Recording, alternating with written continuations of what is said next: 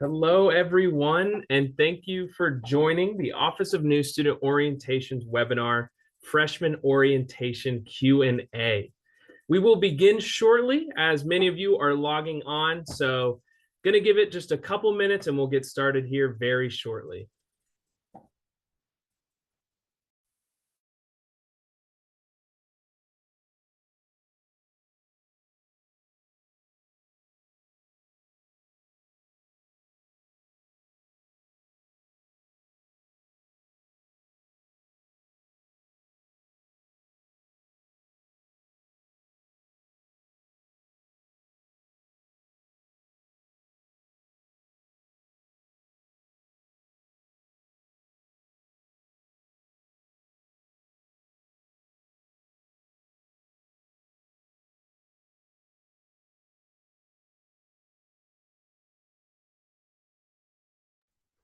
Again, I see a lot of folks rolling in just now. Thank you all so much for being here. We're going to get started here in just a couple minutes. I'm seeing the participant numbers go up and up. So once we get up to our amount, we will go ahead and get started.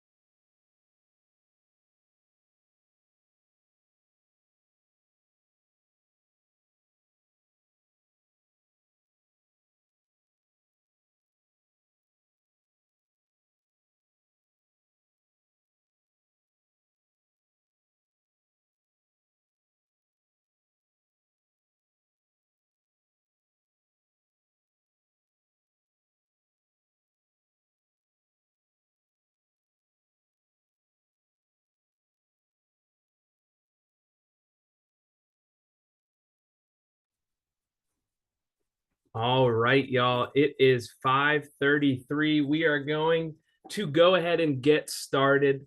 Hello, my name is Sean Smythe, and I serve as the Graduate Assistant for Communication and Special Projects in the Office of New Student Orientation.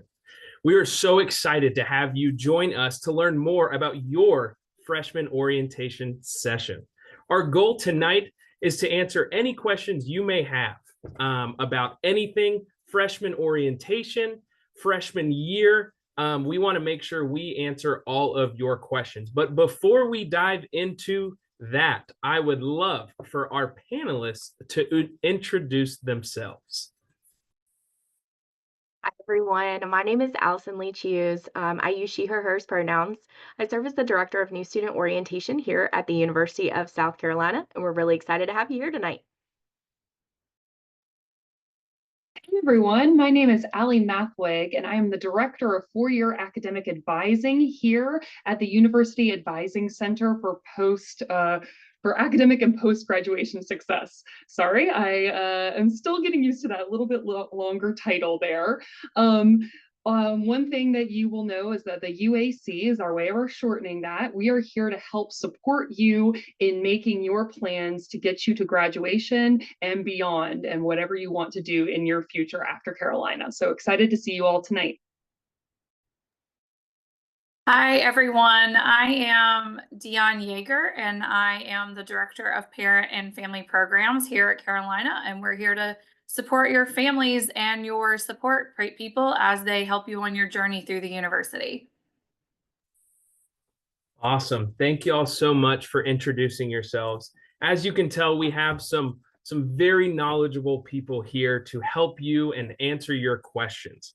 So how this will work, you will be able to submit your questions using the Q&A feature And in addition to myself and our panelists, we actually have some people in the background working as chat moderators. And so they'll be behind the scenes assisting you and answering questions in that Q&A chat.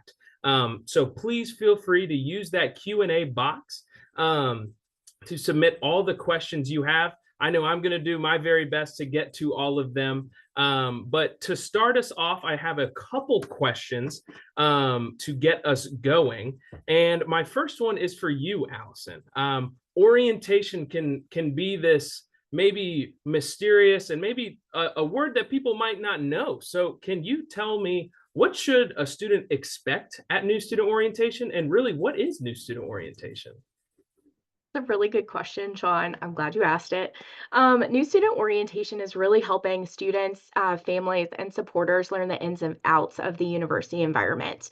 Recognizing that y'all are probably a little new to the University of South Carolina, so we want to make you aware of how to navigate campus. We want to talk to you all about the different resources that are available to you to assist you in success during your time here. You'll have the opportunity to meet with an academic advisor and learn about academic requirements prior to registering for your first semester of classes, which I know everybody's really excited about. But you'll also have the opportunity to connect with some other incoming students, some faculty and staff, and start building your community here at Carolina and kind of dream big about all the possibilities there. For our first year students in the room, freshmen attend a 2-day orientation session, and those typically take place throughout the month of May, June, and July. We also do have a family and supporter program that runs concurrently at the same time as our new student orientation program for our freshman students.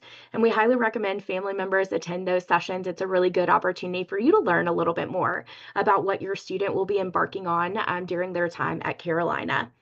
And as far as specifics for NSO goes and what to expect, it's not all about sitting in a big room and just having someone talk to you all day long. We actually try to get you out there and exploring different parts of campus. You'll actually have the opportunity to connect with your orientation leader, who is an upperclassman student who has kind of experienced all of the transition pieces that you'll encounter and can kind of help guide and mentor you along the way. We have a campus resource fair, so you can learn a lot about all of the different services that I mentioned before. And then we even do some fun programming in addition to some of those bigger presentation-based sessions where you'll actually kind of get a feel for what student life is like through our program called Gamecocks After Dark. And so it happens in the evening in that overnight stay for new student orientation. So that's a quick overview, but we're happy to answer any questions y'all may have. Awesome. Thank you so much, Allison. That was a great response, and I'm sure we will dive deeper into a lot of those different moving pieces as this webinar goes on tonight. Moving on, my next question is for you, Allie. Will I receive my class schedule at New Student Orientation? Sean, that's a great question. And the simple answer is yes. Everyone will leave New Student Orientation with their fall courses scheduled. There's a few different pathways this summer that we're excited to tell you about tonight, however.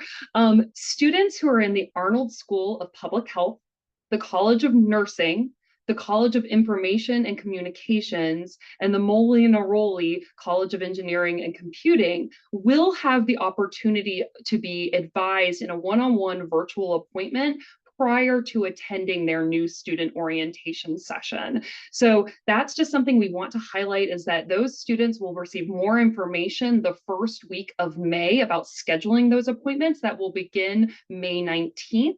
And then students will have the opportunity to schedule those to fit your schedule prior to arriving on campus for your new student orientation session. That also applies to students in all majors in the South Carolina Honors College. So students who are accepted into the Honors College should be on the lookout for more information about scheduling their appointments prior to new student orientation the first week of May.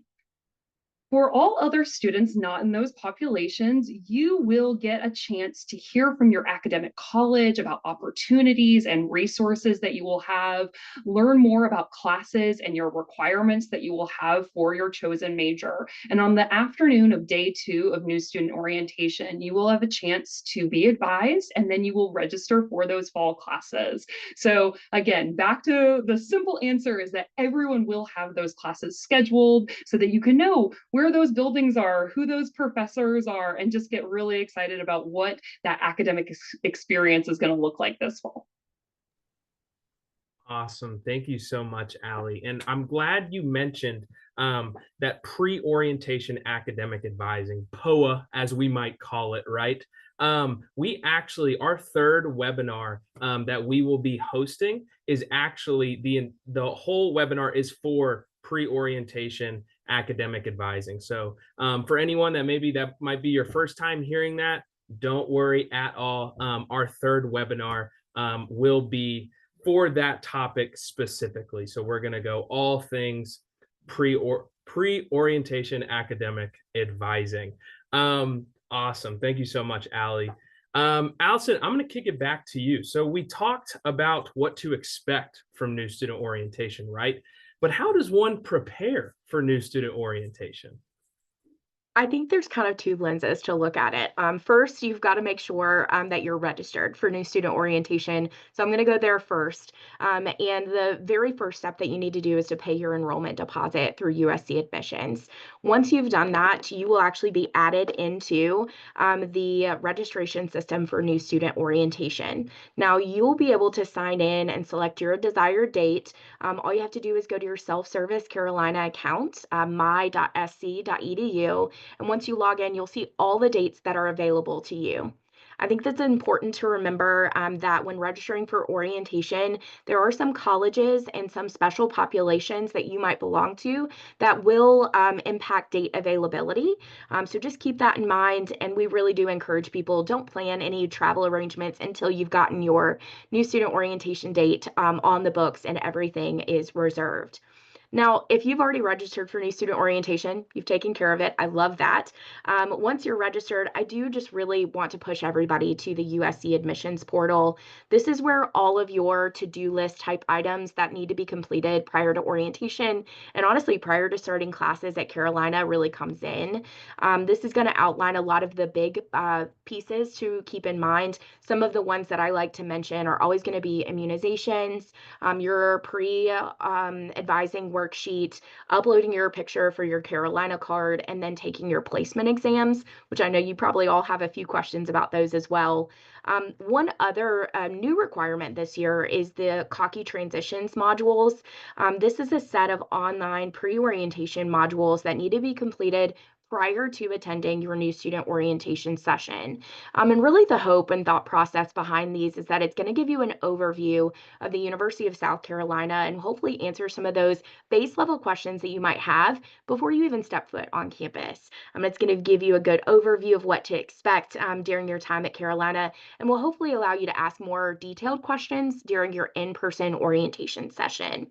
These modules are going to be emailed to you at least 2 weeks prior to your new student orientation session, and you'll just need to complete them prior to that time frame. That way you are ready to go for new student orientation. Awesome. Thank you so much, Allison. And I love that you talked about that registration piece, that kind of first step to registering for your orientation session. And at the end of this presentation, I have a QR code to our registration guide. And that will kind of be your one-stop shop, taking you step by step through that registration process. And as well, I said this at the beginning, but for some of our folks that are just now getting in, welcome. Thank you for being here. But this webinar will be recorded and uploaded to the Office of New Student Orientation's YouTube. So if you feel like you missed something quickly or you wanted to go back, you'll be able to later, and we will upload that. Last but certainly not least, Dion, I will kick it over to you for our last pre-made question, and then we'll turn it over to our Q&A box. But could you tell me, why should family members / supporters attend new student orientation? Sure. So hi everyone again. Again, I work with parent and family programs, and the biggest reason that I would encourage all of your family members, your parents, your supporters that are helping you on your college journey to come to orientation is because it's a learning factor for them as well. You're going to be learning about how to be a student, how to be successful at Carolina, how to get involved, all those things that you need to know during your career as a student. And your family members and your parents are going to be learning how do they support you in doing all of that. So they're going to get to hear from a lot of different offices. They're going to get to engage and have great conversations with people, learn about all the special nuances about how college is different than high school. Some of the ways in which the university can engage with you and some of the ways that they can't, and help you learn how to navigate all of those processes that may for many of you feel very foreign right now, like you're learning a whole new language. And so that's what all these offices are there to do, is help your family and your supporters, help you behind the scenes be successful at the school. So by being there, they're learning while you're learning, and then together you guys are going to make a great team so that you have a very successful experience at the university.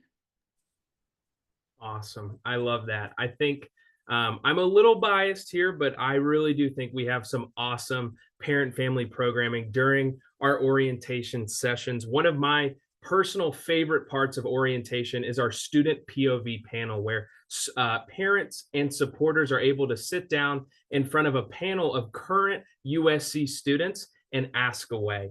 It really is a lot of fun, but such a informational piece of our orientation. So thank you all, panelists. And now we're going to turn it over to you all, our students, our families, our supporters. And we're going to go into y'all's questions. If you weren't here at the beginning, you are able to submit your questions through the Q&A chat feature.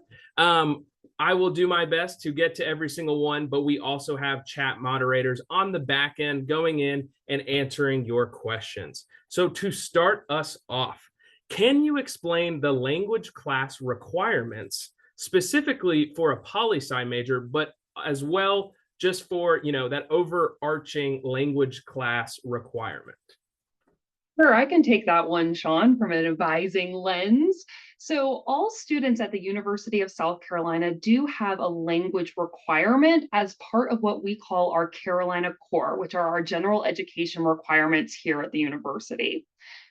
The level of language study that a student needs to pursue does vary based on a student's academic major. So a student who is choosing to major in French or international business is going to have slightly different language requirements than a student in the College of Engineering and Computing. So all students will get that academic information and support from your academic advisor, who is the expert here to answer the specific questions of what is required for you in your major, in your chosen degree pathway. All of that information, if you're curious in finding out more before the summer, if you want to find out more about what is specific to you in your degree, so Sean mentioned the question was about a political science degree, you can find that information on what is called our academic bulletin, which is USC's resource for all things academic and academic policies. So you can go there and see exactly what is going to be required and asked of you for all of those general education requirements, those Carolina Core is what we call them. Another thing I want to mention, since we're talking about language, are our placement exams. I did see a couple questions coming through the chat here, and that doesn't surprise me. We get a lot of questions about this every summer. Students will have 2 placement exams that they will take prior to attending new student orientation and being advised and registered for the fall. That first exam is the foreign language placement test. That will determine the level of language study that you place into. And depending on your requirements for your academic college, you could potentially test out of needing to take a language for that Carolina Core requirement. So that is why that's really important that students do sign up and register for those placement tests. That being said, if you are bringing in expected credit from AP, IB, or dual enrollment, it is potential that those incoming credits can also be used to exempt you from any Carolina Core foreign language requirements. So there's more detail on the foreign language placement website of what you can expect, how you can register, and I'm sure my colleagues in the room are placing some of these links for you guys to access and read more yourself.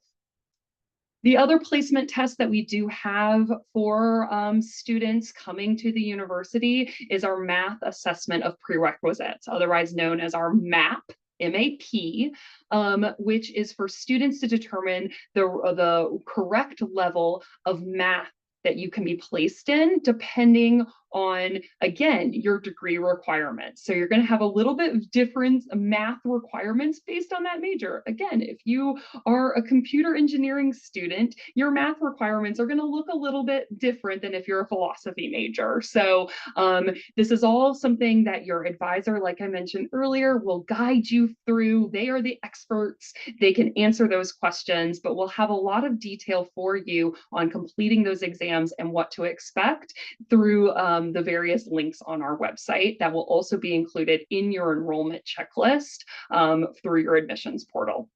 I'm looking over at my colleagues here. Do we have anything else we want to mention about those? I think that about covers it. So definitely check out these links that we've placed in the chat. Awesome. Thank you so much, Allie. And you beat me to it because my very next question was going to be about the math placement exam. So we're seeing eye to eye. I love it. But as Allie mentioned, there have been some links dropped in the chat. And so one linking to the language placement test and one linking to our math placement test. So definitely check those out if that is something that you're curious about or have some more questions about as well. First, just want to say thank you for everyone who is submitting questions. We are getting so many awesome questions, and so I love to see this participation. But my next question, what does the orientation schedule look like for families attending orientation? Is it a 2-day orientation session as well? Really good question. Yes, it is a 2-day orientation experience for our family members as well. It runs the exact same timeline as the student orientation. And in fact, some parts are going to be together and some parts are going to be separate. I'm recognizing that everybody learns differently and we want to make sure we're appealing to all the different groups. So some of those larger presentations will be students and supporters together, but we do have specific programming just for family members and just for students throughout that 2-day experience as well. Some of the highlights that I think are most popular, Sean talked about one of them. It's the student point of view panel that our family members rave about year after year. They call it a comedy show because it is real life students answering real life questions. So it's a good time for sure. Beyond that though, we've got a lot of really great sessions talking about your role as a family member and how you can best support your student in their transition to and through the university environment. We of course tap our good friends in parent and family programs and want to tell you about all the different resources and services that they provide. So Dion will probably tell you a little bit about Family Weekend and all of those pieces and invite you back to campus. In addition to that, there's traditionally a move-in presentation that's going to talk all things move-in, what to expect, what to bring, what not to bring, how much really can fit in a residence hall room, and who do you contact if your student has any issues throughout their first semester in their transition. So all of those pieces will be covered throughout new student orientation. And then we typically do a next steps presentation where we kind of give all of those last minute details and big reminders for our family members so you feel really equipped to answer all of those questions from your students as they come in throughout the academic year. So it is a great program for you to participate in. For our family members, obviously, we know you've got a few other competing priorities at times. So if you need to step away, that's totally okay. But it is a 2-day process. It runs at the same times. You'll wrap up about 5 p.m. on day 2 of new student orientation. And we just really look forward to having you. I don't think we've talked pricing, so I'll throw it in here while we're at it.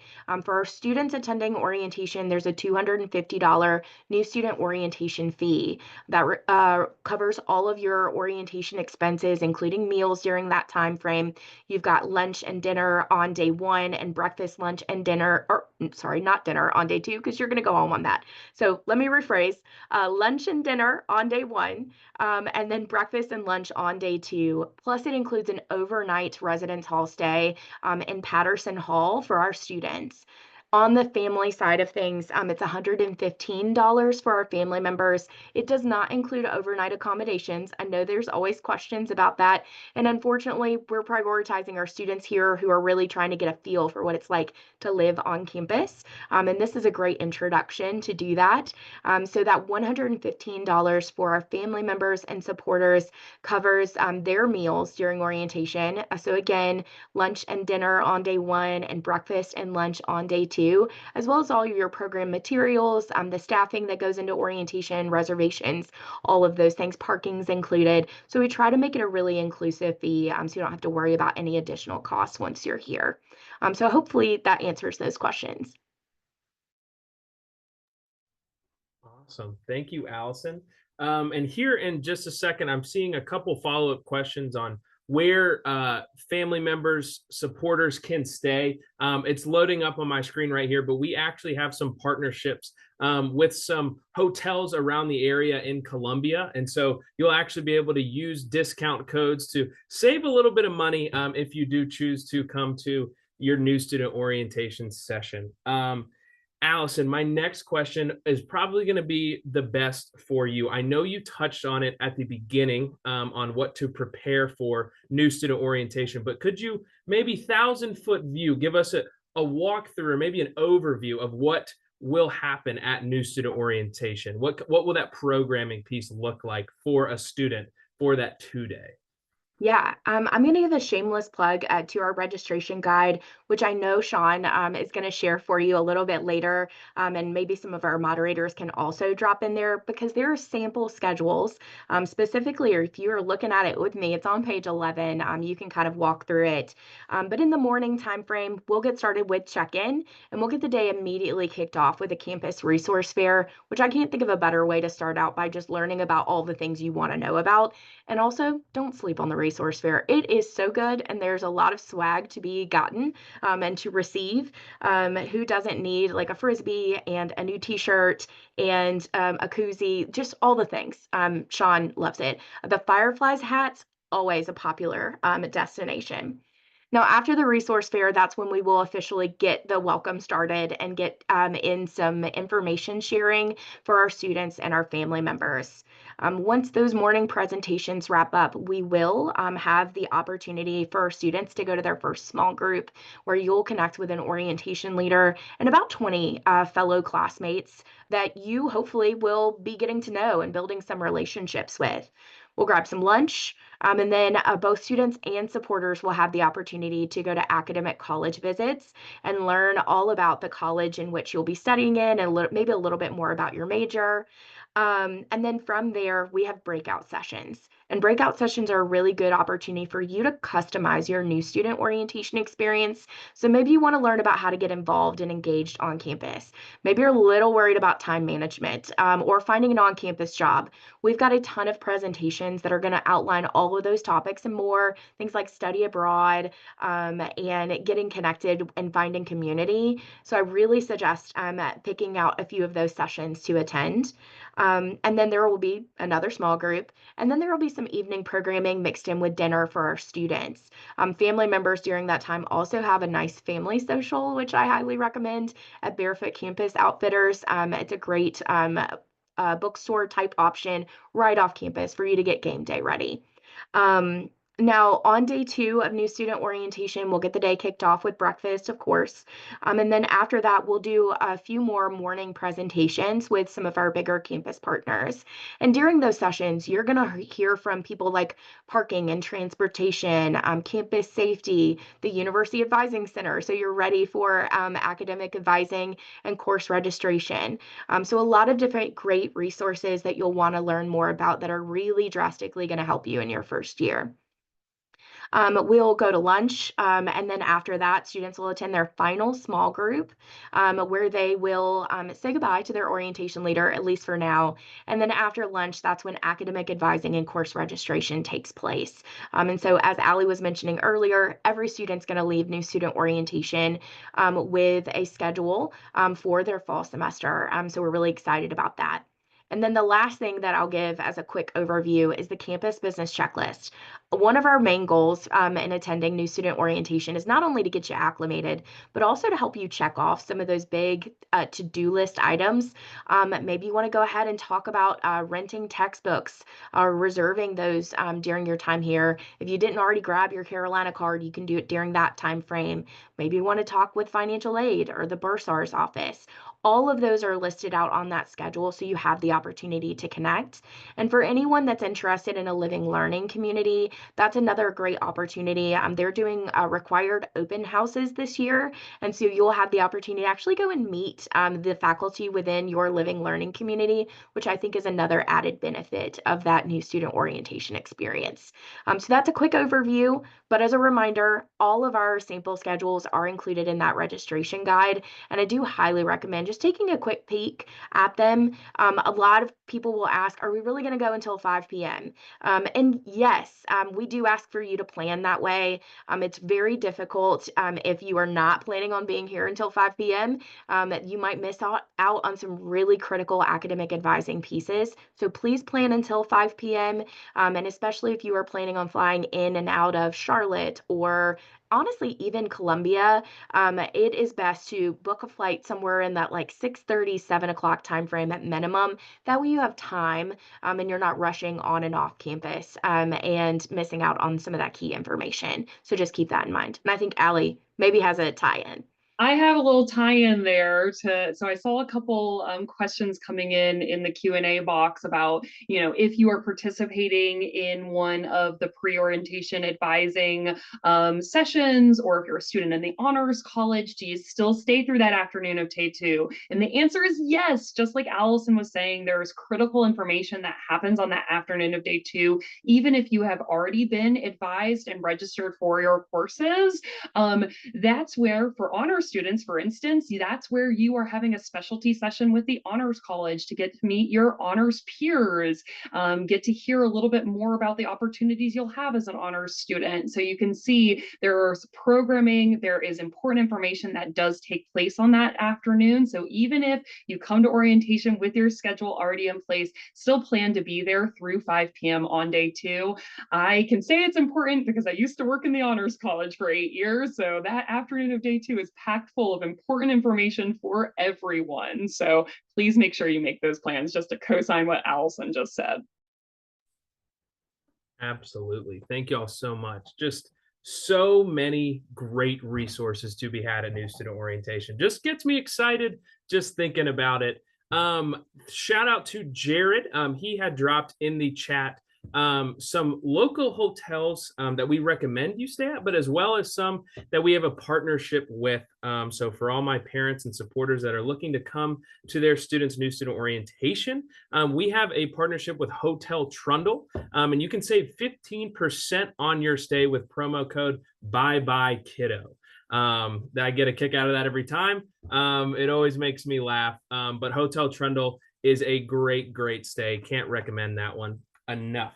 Allie, I will kick it back to you. I know we talked about the math placement test and the language placement exam, but I have a question here that says, can I learn ASL, American Sign Language, as a language credit to satisfy the Carolina Core credit, even if I've only done Spanish in high school? The answer to that is yes. As of last year, there was a change to our academic bulletin. Again, I mentioned that and someone put it up in the chat that is our university's guide for all things academic policy, academic requirements. It is the go-to place if you're looking for how something is supposed to go at Carolina and what you can expect with requirements. That's the place always to start. I love that document.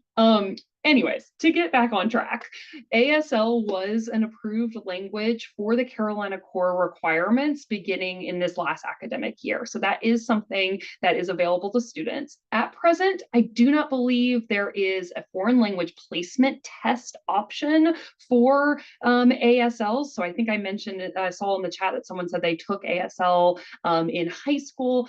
My recommendation there is to reach out to the foreign language placement team utilizing the email address that is on their website.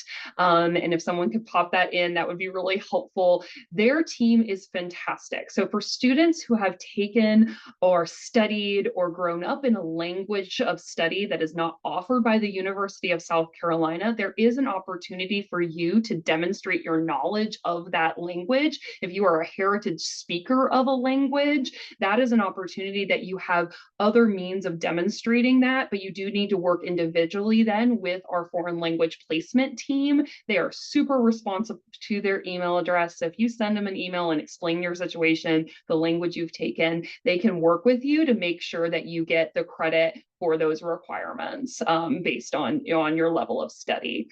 So I hope that answers your question a little bit there, Sean. Yeah, I think that was great. Thank you so much, Allie. All right, moving on. I'm seeing again some really awesome questions coming in, and we've talked a lot about what is going to be at New Student Orientation, how we prepare. But Allison, this is probably going to be a question for you. Is there any personal items or packing list things that you think are kind of very important to bring to New Student Orientation? Yes, for sure. I'm always going to start with this one because it seems to sometimes be forgotten. If you are, all of our students are required to stay overnight in the residence hall. Reminder, that's included in your New Student Orientation fee. And a big reminder that you need to bring all the items that you need when you're staying overnight. I know that might sound silly, but on occasion we forget things. So I'm thinking toiletries, linens, a pillow, blankets, those types of things, anything that you would want if you were staying in like kind of maybe a campsite is what I would say.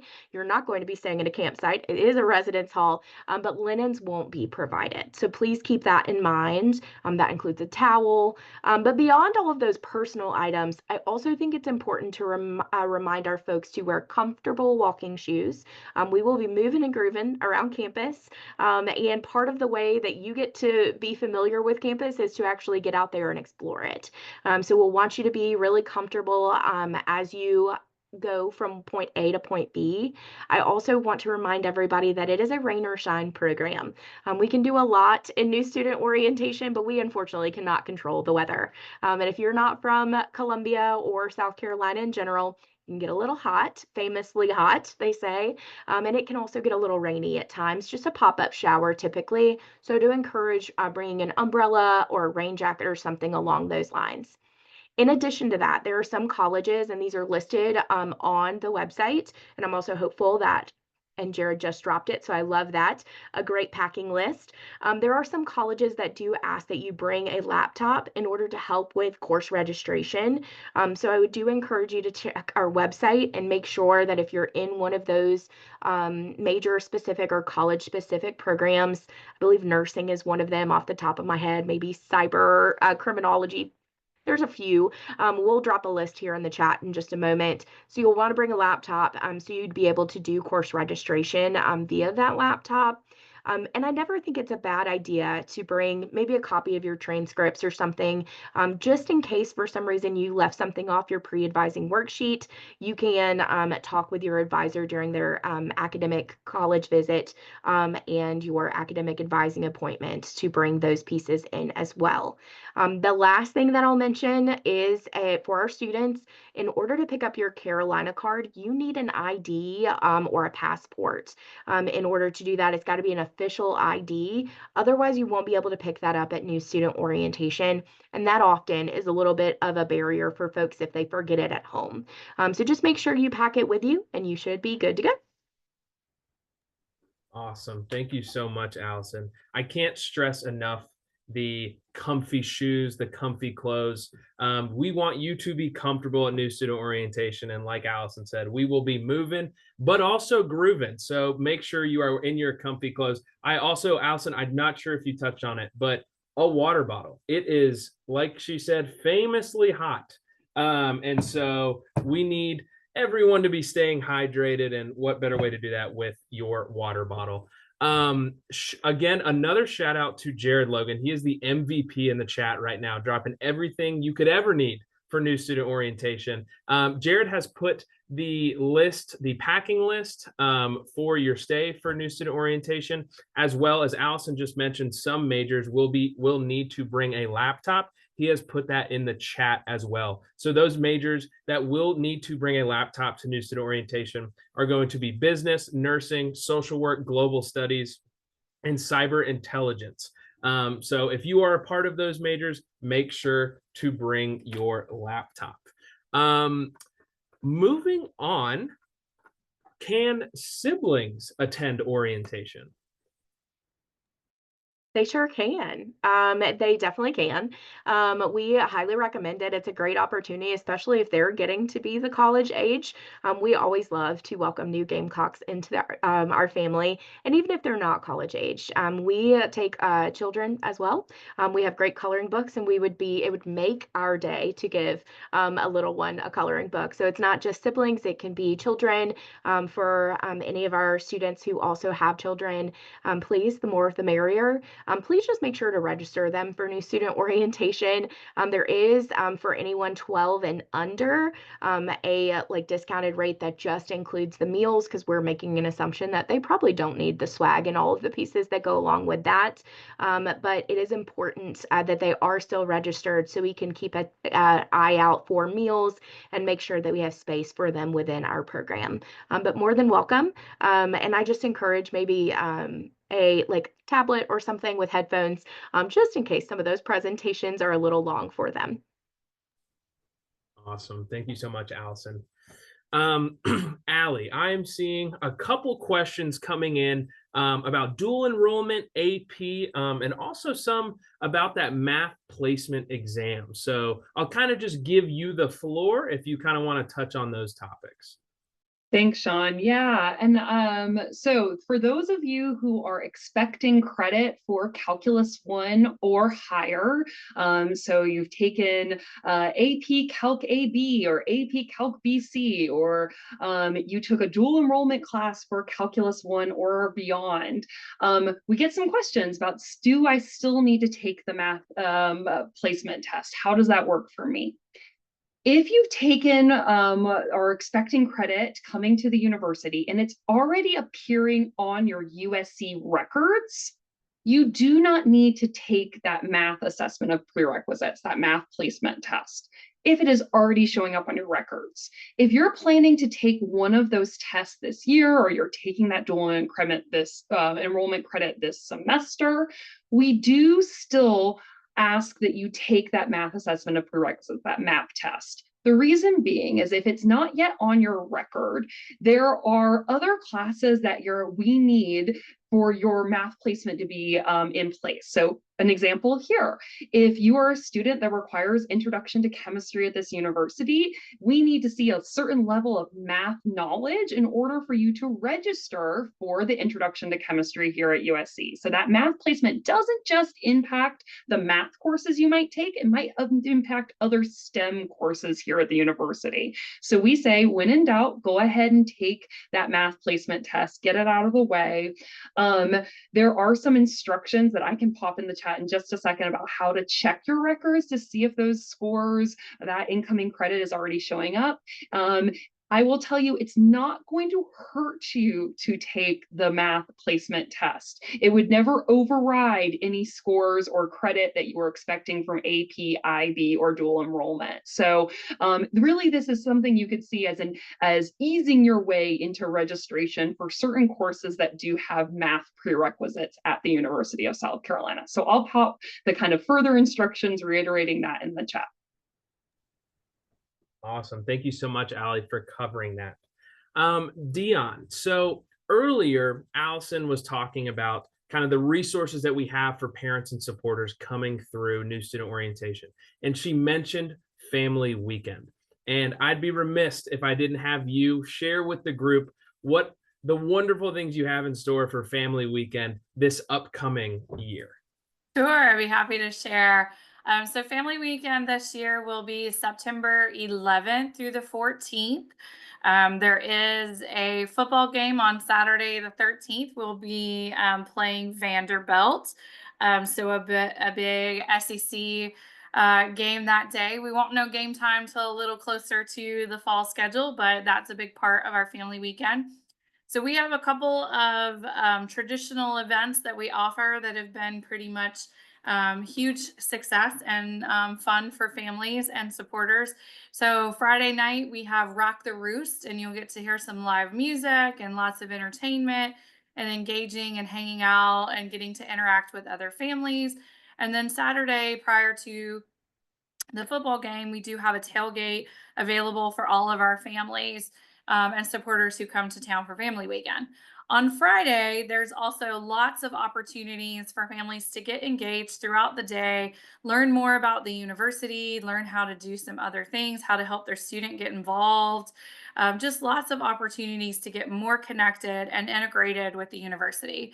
And then throughout the weekend, a lot of our special populations, like Capstone or Honors or some of our colleges, host their own events specifically for their students. And so we support those events as well.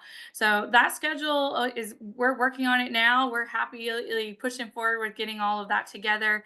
The schedule will come out a little more out there for everybody this summer, and the registration will go live in early July. So all of that will be available for everyone to get involved and to come. And we do hope you come back for our Family Weekend. Awesome. Thank you so much. And I really can't stress that enough. It is such a fun time during Family Weekend. If you have never had the chance to go to a South Carolina football game, even if you're not a football fan, I highly recommend it. Just that game day atmosphere you get at Williams-Brice Stadium, which is our home stadium. There really is nothing like it. And so it is a ton of fun, along with all of those other amazing events that Dion was talking about. Moving on, Allison, this will probably be a question for you. But if a student was driving alone, or maybe a student was driving in with their family members or supporters, where would they park for New Student Orientation? Really good question. This year we'll be parking in Bull Street Parking Garage. All of our students and families that are registered for New Student Orientation will get more information, including a parking pass, in their reminder emails ahead of New Student Orientation. One thing that we do very well is communicate very thoroughly.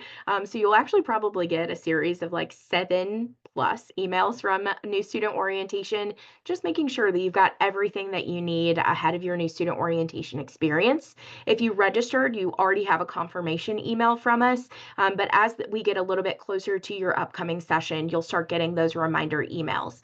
I encourage you to please read all of the information and just make sure that you know what to expect. But the parking information will be included there, as well as an address that you can put in your GPS if you want. I'll go ahead and throw it out there because I know it. It's 611 Bull Street Parking Garage, and we'll have all the gate information there for you. And I know a few folks have been asking about, what do I do if, maybe I'm just being dropped off? That's another great address for you to put in, because we'll be staying in Patterson Hall this summer for New Student Orientation, and that is just right across the street.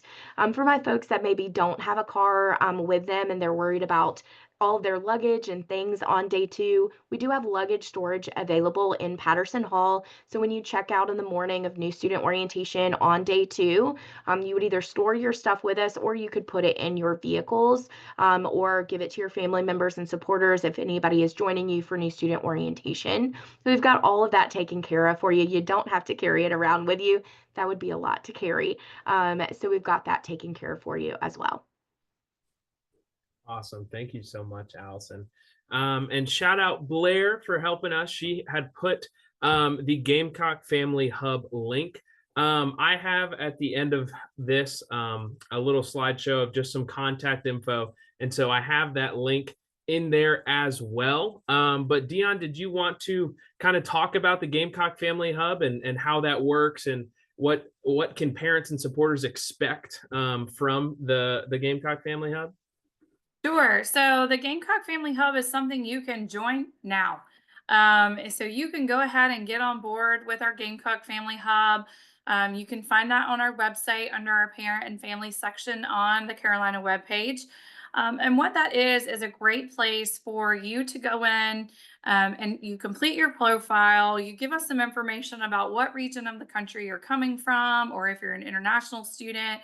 And it helps us then give you targeted information about things for your area, but it's also a great way to just be connected to the university. So we send out weekly newsletters that talks about highlights of things coming on. It's a great place to have a calendar quick review. You can go, that's always hovering on that main page of our Gamecock Hub, where you can see upcoming important dates that the students need to keep in mind. And it just really helps you kind of have a one-stop shop for information. And then our office is there always. If you can't find it in the hub, we have a phone number. You pick up the phone. Sean mentioned Blair. Blair and I are always picking up the phone. We'll answer your questions. And if we don't know, we will find the answer for you. That's kind of what we do. But the hub really helps you stay connected. And there is an orientation community within the Gamecock Hub as well. So you can kind of connect all those pieces together, and it helps you make that transition from being an accepted student and a parent or supporter of an accepted student to truly being a parent and supporter of a current student. So we really start to help you shift over in that way. Awesome. Thank you. I just saw a question that I would love to answer. And that is, what is Gamecocks After Dark? And I know earlier I said my favorite part of orientation was the POV student panel. I might have lied. I have two. Okay. I have two favorite parts of new student orientation. So Allison, I'll throw this one over to you to share with everyone. What is Gamecocks After Dark? Sure. We truly want to acclimate you to all aspects of the university environment. And some of the most important things you can do outside of the classroom is also getting involved and finding your community. We have found that students that are involved are more successful inside the classroom as well. And so that's what we're trying to kickstart here at New Student Orientation. So after your day of New Student Orientation, I can't think of a better way to unwind than just kind of hang out with some of your brand new friends, or maybe even friends from home that you're attending orientation with. So we have designed an environment that is exactly that. The Russell House University Union, which is our student union on campus, kind of transforms into this really cool event space in the evening. We have a variety of activities for you to participate in and just get to know people in a stress-free environment. Excuse me, tongue twister. So a variety of activities will be held. We've got trivia, maybe some karaoke. We've got yard games outside. There's a dance party. If crafts are your thing and you want to, build a button for game day, we'll get you ready to cheer on the Gamecocks in the fall semester. So we've got a lot of different activities, board games, and things for you to engage with. So that is a really cool aspect to kind of wrap up your day one of New Student Orientation. I highly encourage you to kind of just get out there and get connected. It's a great opportunity to meet some people outside of your small group. I know some of the questions earlier were centering around how do I meet people and how do I get connected? And this is a great opportunity to try out different strategies and opportunities to build community on campus. So that's a little bit about Gamecocks After Dark. Sean, you said it was your favorite. What's your favorite activity from Gamecocks After Dark last year? Well, Allison, I am so glad you asked. For me personally, I would probably say the dance party. Now, myself, I'm not a very good dancer. The effort is there 100%. The execution, on the other hand, not so much there. But you can't say the effort wasn't there. But no, in all seriousness, Gamecocks After Dark is such a fun time. And like Allison was just talking about, there really is a space for everyone, whether that is getting out on the dance floor or, it's a long day, right? And you want to relax and maybe make some bracelets. So there's always something for everyone. I know at my undergrad, when I was a first year student coming to my new student orientation, we had a program very similar to this. And I made two very close friends who to this day, I'm still in contact with. And I remember exactly where we met each other during our late night programming. So you never know who you'll run into and who you can make friends with. But love Gamecocks After Dark. So we are getting to the end of our time here, and this has been so much fun, y'all. Thank you to everyone that has sent in questions. If we have not gotten to everything, we apologize. Like I said, this is being recorded and going to be uploaded to the Office of New Student Orientation's YouTube. But last one to round us out, and Allie, I know we talked a lot about the placement test, and forgive me if this has been already stated, and maybe, it can be a refresher for some folks that came in late, but when can students start taking the math and language placement tests? How early can they start those? That is a great question, Sean. I'll answer first with the foreign language placement test. Signups are available on their website. They offer in-person testing right now in April, and then beginning in May is when they will offer virtual testing. So if you are here in Columbia and so choose to come to campus, you can go ahead and get those started as soon as this April. But then for everyone else, there will be remote exams for May, June, and July. Those placement tests do take place once a week. So you will schedule those and they all take place. You have 24 hours to take the placement test, so you can take it on your own schedule in a time that fits for you.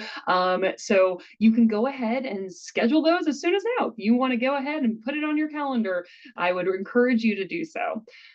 The math assessment of prerequisites, that math placement test, that access is being granted to students on a rolling basis this year, approximately every week. So if you've already gone ahead and submitted your deposit to the University of South Carolina, we are expecting you to have access to those. And I'm looking at Allison, we think by this week. That placement test does take place in Blackboard, which is our online learning management system here at USC. It's the thing you will get very used to as a student here in the fall, because all of your syllabi will be there, your professors will communicate with you, you'll upload assignments there. So it's called Blackboard. If you haven't heard of it, I'm happy to be the first one to tell you about Blackboard.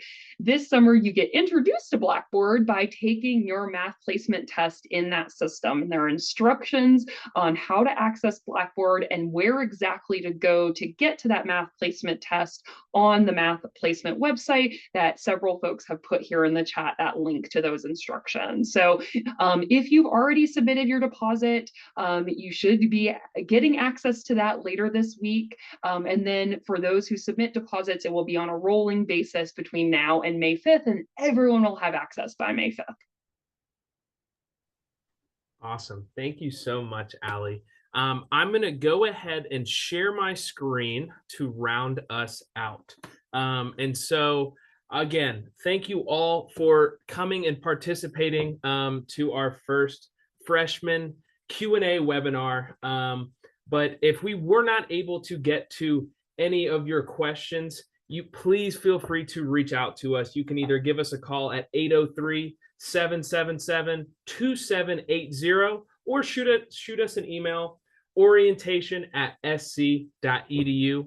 Earlier, Dion and Blair had mentioned the Gamecock Family Hub that you can join right now. There is the link to that right there. And as well, follow us on all social medias at U_of_SC_onso. And then earlier, I know we had mentioned the registration guide, and this is going to be kind of your one-stop shop for all things registrating for your orientation session. And so I will just leave that up there, but thank you all so much. And again, if you have any further questions, please feel free to reach out. But again, thank you. And I hope everyone has a great rest of your night.